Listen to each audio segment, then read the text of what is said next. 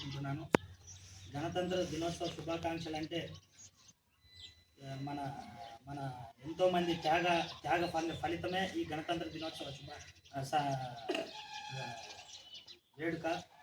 ముఖ్యంగా ఈ వేడుక ఎందుకు జరుపుకుంటున్నామంటే మనకు ఎందరో మహానుభావులు త్యాగ ఫలితమే ఈ గణతంత్ర దినోత్సవ వేడుక.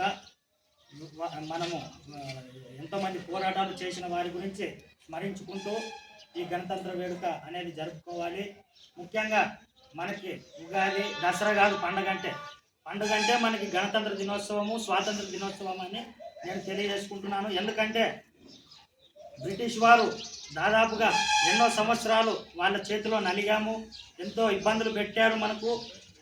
దానిని ఎదుర్కొంటూ మన సర్దార్ వల్లభాయ్ పటేల్ గారు అయితేనేమి, సుభాష్ చంద్రబోస్ అయితేనేమి, భగత్ సింగ్ అయితేనేమి, ఎందరో అల్లూరి సీతారామరాజు గారు అయితేనేమి, ఎందరో మహానుభావులు పోరాడి మనకు స్వాతంత్రం అనేది తీసుకురావడం జరిగింది.